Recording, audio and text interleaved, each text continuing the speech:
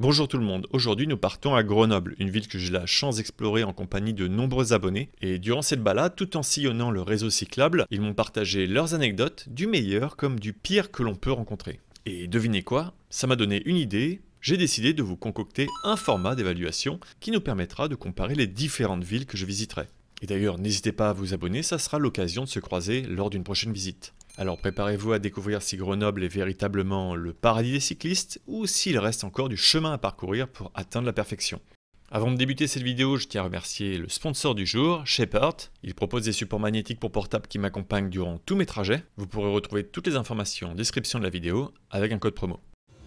Pour moi, le premier élément de notation va être l'accessibilité, c'est-à-dire savoir à quel point il est facile avec le vélo ou les transports en commun de rejoindre les principaux points d'intérêt ou quartiers d'une ville. Pour arriver à Grenoble à partir de Paris, c'était très simple, j'ai pris le TGV Inouï et j'ai pu prendre avec moi le petit vélo pliant électrique que je vous avais présenté dans une autre vidéo. Et à la sortie de la gare, j'ai découvert un énorme silo à vélo. Il permet d'offrir 550 places sécurisées et offre ainsi une solution d'intermodalité pour les personnes qui doivent régulièrement prendre le train en évitant ainsi de prendre le vélo avec eux. Et pour ceux qui ne souhaitent pas utiliser ce silo, qui nécessite un abonnement, il y a également de nombreux stationnements devant la gare. Et au niveau des transports en commun, il y a le tram qui fait d'ailleurs une boucle devant la gare. C'est impressionnant à voir. Rien à redire donc au niveau des solutions proposées, c'est 2 points pour Grenoble. On enchaîne avec les services qui sont proposés aux cyclistes. La première chose que j'ai vue en débarquant de la gare, c'est un atelier de réparation et des distributeurs de matériel. Enfin, plus exactement, c'est dans la gare, j'ai même pas eu le temps de débarquer et j'avoue que ça envoie quand même un très bon signal. Oh! Ils ont aussi des choses pour le vélo. Pour les personnes qui utilisent ce mode de transport. Et une fois que je suis sorti de la gare, qui est d'ailleurs équipée de rampes pour faciliter l'accès à vélo, mon premier réflexe a été de chercher un vélo à louer, car c'est ma compagne qui avait le vélo électrique pliant et moi j'avais pas de vélo. Et donc je suis allé à cette boutique, Métro Vélo, on peut pas le louper, il y a un énorme vélo jaune dessus. Oh! Tu sais qu'on peut louer des vélos? Et c'est super simple de louer à vélo, il n'y a pas besoin de réserver, on arrive, on prend le vélo. Ça coûte 5 € à la journée, il est aussi possible de louer au mois et à l'année. Avec le vélo, il donne un antivol, et si vous le souhaitez un panier, mais des clients m'ont très vite découragé d'en prendre un, car certains se le font voler. Il n'est pas cadenassé. J'ai tendance. Ah, il y a des gens qui pourraient le voler. Ah oui, mais sinon pour le panier, peut-être que je vais vous le laisser du coup. Parce que... Et donc tout content, je suis reparti avec le vélo sans forcément faire des contrôles. Les pneus étaient légèrement sous-gonflés et ça posait un petit problème, je vous en reparle plus tard. Mais au global, je vais donner la note maximale parce que vraiment au niveau des services, ils sont au top. On va maintenant passer au point qui fâche un petit peu, c'est la signalisation claire. La première expérience en me déplaçant à vélo dans la ville fut plutôt décousue, car en partant de la gare, j'ai pas tout de suite reconnu les aménagements cyclables, hésité plusieurs fois. It's a bike lane. Let's go on the bike lane. Oh, what is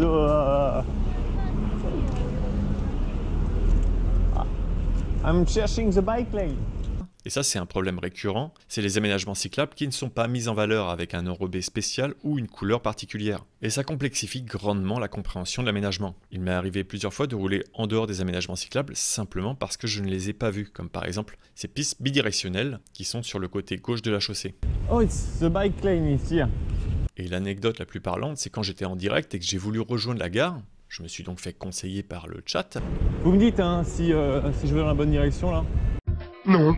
Et j'aurais dû passer par là, mais j'ai continué dans la mauvaise direction car il n'y avait simplement pas d'itinéraire cyclable clairement indiqué. Enfin, si je suis mauvaise langue, il y a ce panneau-là, et c'est dommage qu'en amont, l'aménagement cyclable en direction de la gare ne soit pas mis en valeur. Et une fois que j'ai pu trouver à peu près la direction de la gare, j'ai pu découvrir que ce truc-là, eh bien c'était une piste cyclable, grâce à ce logo vélo qui apparaît un petit peu plus loin. Bah attends, là comment c'est où la piste cyclable là? J'ai pas compris. Ok. Bref, c'était vraiment pas clair, et pareil, quand je suis arrivé sur le parvis de la gare, je ne savais pas vraiment si cet espace était partagé, piéton-cycliste. Ce n'est que plus tard que j'ai découvert que c'était une zone piétonne. Heureusement, parce que c'est vrai qu'il y a tous les abonnés qui me retrouvaient là, un gros groupe de cyclistes, ça aurait pu être ennuyeux. Il y a du monde là. Hello. Salut, ça va? Ça va. Ça va? Salut, ça va? Je vais donc mettre la moyenne par rapport à la signalisation et la transition est toute trouvée par rapport à l'aspect humain et associatif de la ville. À ce propos, j'en profite pour remercier tous les abonnés qui se sont déplacés et m'ont accompagné durant cette journée et également à l'équipe de Même Décentralisé qui a vraiment été aux petits soins et qui gère d'ailleurs une balade de nuit dans la ville qui s'appelle Vélo by Night. Je vous mets toutes les informations en description si vous souhaitez y participer. Je vous mets aussi leur Instagram, mais je pense que vous connaissez déjà, même décentralisé. Il y a également l'association ADTC Grenoble qui propose l'apprentissage du vélo à tout âge et organisera une convergence vélo le 3 juin prochain. Et je vous recommande vraiment de tester parce que c'est toujours une super ambiance. Il y a également l'association Un petit vélo dans la tête qui permet d'aider à entretenir votre vélo. Ils organisent également des ateliers non mixtes permettant aux femmes de pouvoir plus sereinement apprendre cette réparation sans avoir à être jugées par des hommes. Et je trouve que c'est un très bon point car la pratique du vélo est encore très masculine alors que cela devrait juste être considéré comme un mode de transport accessible à tous. Au final, toute cette communauté active autour du vélo et également la présence des abonnés donne la donne maximale à Grenoble. Et ce petit groupe m'a ensuite amené à découvrir le réseau cyclable. Il est appelé Chronovélo, un réseau structurant qui parcourt la ville et qui est encore en déploiement, mais déjà très prometteur. Ah, c'est génial. Donc là, vous êtes ici. Le... Ah oui, ça c'est toute la... Et là, on voit le réseau de Chronovélo qui sont en train de mettre en place. D'accord. Qui est assez récent, hein. Il a dû commencer à être mis en place il y a, je sais pas, 3-4 ans. Ah, c'est marrant, ils mettent les axes en projet qui sont pas encore terminés. C'est ça, ouais. Ah, c'est alors lui, c'est bon, il est terminé maintenant. Ok. Il offre de l'espace et de la sécurité aux cyclistes, et d'ailleurs, on a pu y croiser des enfants. Il y en a des tout petits sur la piste. Ça montre vraiment que la piste est bien sécurisée, qu'elle est accessible à tous. C'est trop mignon. Avec son énorme casque. C'est un très bon signe d'un aménagement sécurisant. La ville propose 475 km, dont 340 km de pistes cyclables et une généralisation des doubles sens cyclables. Alors ça, c'est ce qui est indiqué, mais c'est pas encore complètement vrai partout. On peut d'ailleurs le vérifier sur le baromètre cyclable. Il y a encore beaucoup de points rouges, notamment sur les endroits où on peut voir des tramways où le partage n'est pas idéal. So cut like that. Néanmoins, la ville est indiquée comme favorable au vélo sur le baromètre cyclable. Elle a une note de B, ce qui est une très bonne note, si on compare à Paris par exemple, qui est moyennement favorable avec une note de D. Les points forts de la ville sont au niveau de la location, de l'entretien des vélos, comme j'ai pu le dire auparavant, et de la sécurisation des déplacements. Et les points faibles sont le vol de vélo, le manque de solutions proposées pendant les travaux et également les véhicules qui stationneraient sur les aménagements cyclables. Mais bon, ça j'ai l'impression que c'est une constante. Et un point qui n'est pas forcément indiqué dans le baromètre cyclable, c'est le partage de certaines voies avec des piétons. Comme ici, de mon point de vue, il faut que la ville ait le courage de clarifier ces zones et propose un espace pour chaque mode. Car là, l'aménagement cyclable, c'est un petit peu là où il y a de la place. Et pour traverser les intersections, c'est démerdez-vous. Ok, we can cross here.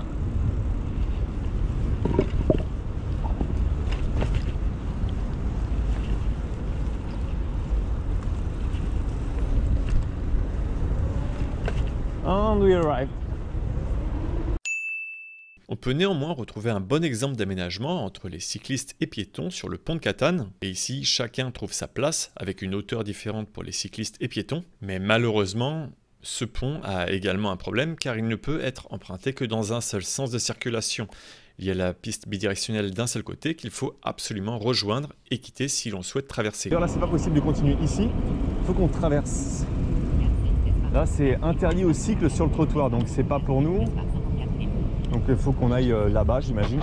Une fois que vous traversez ce pont avec cette piste bidirectionnelle, eh bien vous arrivez nulle part. C'est une énorme blague de continuité. Là aussi, c'est démerdez-vous, encore. Et en parlant de continuité, il y a une mention spéciale à cette bande cyclable qui s'arrête au milieu de nulle part. Ok, donc là je suis en contresens et je dois m'arrêter pour tourner à gauche parce que ça s'arrête là en fait. Ok.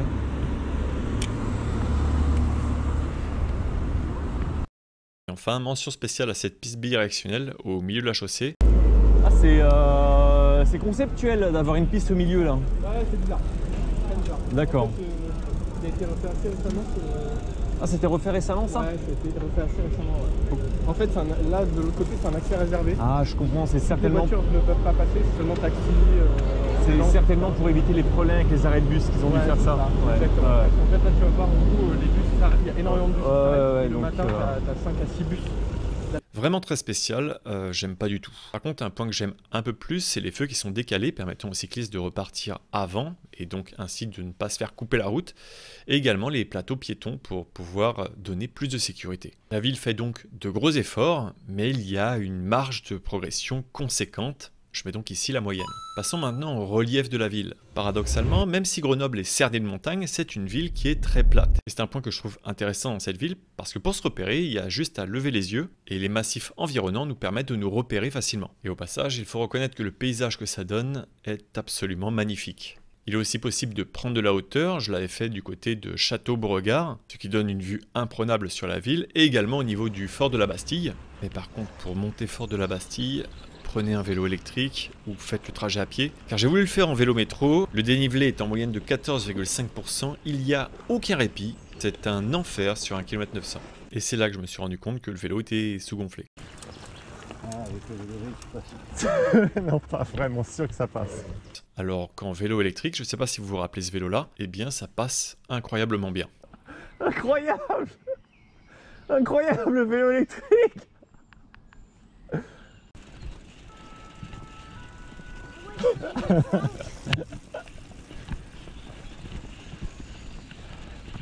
Ah, il a la forme le vélo électrique là. Une fois arrivé en haut, eh bien évidemment, ça vaut le coup, la vue est à couper le souffle, c'est magnifique. Pour ceux qui ne seraient pas motivés pour le faire à pied ou en vélo, eh bien vous avez également le téléphérique. En tout cas, c'est quelque chose que je vous recommande de faire si jamais vous passez à Grenoble. Et le point positif, c'est que les pentes, finalement, c'est uniquement quand vous les cherchez pour le loisir ou bien pour la découverte. Enfin, sauf pour ceux qui habitent là-bas. Et ce relief plat est vraiment idéal pour le développement du vélo. J'ai même entendu dire que la logistique cyclable là-bas pouvait se faire sans moteur. Et d'ailleurs, la plupart des vélos que j'ai croisés n'étaient pas électriques. Pour tous ces points, c'est donc la note maximale. Parlons maintenant des points d'arrêt et d'intérêt. En général, pour se stationner dans la ville, c'est plutôt simple. Je n'ai jamais eu trop à chercher et c'est vraiment très agréable. Il n'y a que certains endroits, comme dans le centre historique, où les stationnements ne sont pas trop les bienvenus. Mais je peux le comprendre car c'est un endroit qui se visite plutôt à pied, pour flâner, profiter de l'architecture, ou s'arrêter dans un commerce, mais pas forcément pour le traverser à vélo, c'est pas adapté. Et à propos de s'arrêter, j'avais testé le restaurant La Ferme à Dédé qui proposait super raclette. Alors c'est plus trop la saison, mais bon, ça vaut quand même le coup. Au niveau des endroits à visiter, il y a également la piste Bicross, qui était malheureusement occupée le jour de ma visite. Je n'ai donc pas pu le tester avec le vélo jaune. Ah, c'est génial, j'aimerais bien avoir ça à Paris. J'aurais bien aimé, mais j'ai quand même profité de la promenade sur le bord de l'Isère. Alors c'est pas vraiment à Grenoble, mais on reste pas loin. Et il y a également les parcs attenants qui sont très sympas. Et enfin, si vous passez pendant un week-end, n'hésitez pas à faire un tour sur les marchés couverts. Ça reste une petite balade sympa. Pour tous ces points, je vais donc mettre la moyenne ici. Et durant mes déplacements à vélo dans la ville, je n'ai pas eu affaire à de mauvais comportements. Les différents modes cohabitent, les automobilistes sont patients, il y a d'ailleurs de nombreuses rues vélo et on ne se sent pas oppressé par les autres conducteurs. Les dépassements également se font à bonne distance. Il y a également le fait que les automobilistes s'arrêtent systématiquement pour les piétons qui vont traverser ou pour laisser la priorité à un cycliste. Je ne sais pas finalement à quoi est liée cette bienveillance. C'est peut-être l'habitude de circuler avec des cyclistes, ou bien une circulation qui est moins dense, qui apporte moins de stress. C'est peut-être aussi parce que j'étais là pendant un week-end. Je ne peux donc pas garantir que c'est toujours comme ça. Et d'ailleurs, s'il y a des Grenoblois qui regardent cette vidéo, n'hésitez pas à partager votre avis. En tout cas, je dois noter que c'était une expérience plutôt agréable. Il y a néanmoins quelques petits bémols, comme des mauvais stationnements ou des personnes qui vont excessivement vite. Ok, Saint-Paul go very fast. Je vais donc mettre ici un peu plus que la moyenne.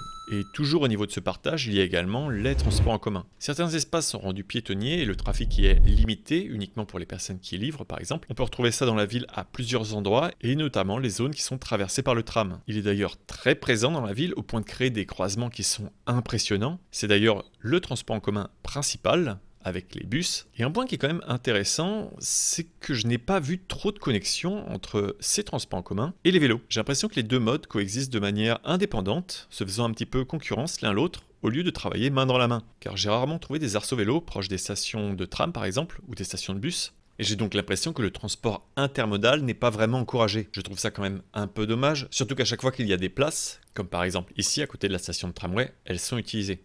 C'est pour ça que je ne mettrai que la moyenne au niveau des transports. Et enfin, on arrive sur l'état de l'infrastructure. En général, les aménagements semblent plutôt récents et encore en bon état. Je n'ai pas non plus vu de zone de travaux dans la ville. Je peux donc pas juger sur comment sont réalisées ces déviations cyclables, ni à quoi ressemblent les aménagements temporaires. Et d'ailleurs, à ce propos, je pense pas qu'avoir choisi le jaune comme couleur d'aménagement cyclable soit la meilleure des idées, car on pourrait facilement le confondre avec un aménagement temporaire. Et d'ailleurs, quand on va sur Google Maps, ça ressemble à ça. Ça peut donc être perturbant pour les usagers au niveau de la compréhension de l'aménagement. Et il faut également noter que le jaune, normalement, ne peut être utilisé que pour les aménagements temporaires, pour rien d'autre. Et par rapport à ce détail-là, ça nous fait un point. Ce qui nous fait un total de 14,5, ce qui n'est pas mal du tout. On sent vraiment que la ville est favorable au vélo. On se sent en sécurité dans les déplacements qui ont été aménagés pour les cyclistes. Et ils sont vraiment nombreux. On les retrouve presque autour de tous les grands axes. c'est vraiment appréciable. Le point noir, c'est quand même les trottoirs qui sont encore partagés par des piétons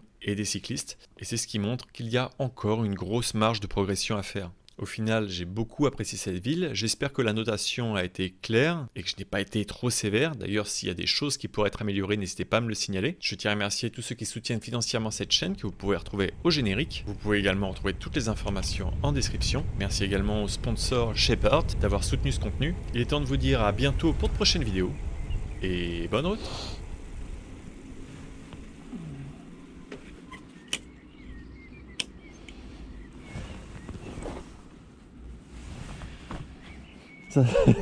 Ça sent cramé. Ah, les patins. This is fine. That's okay.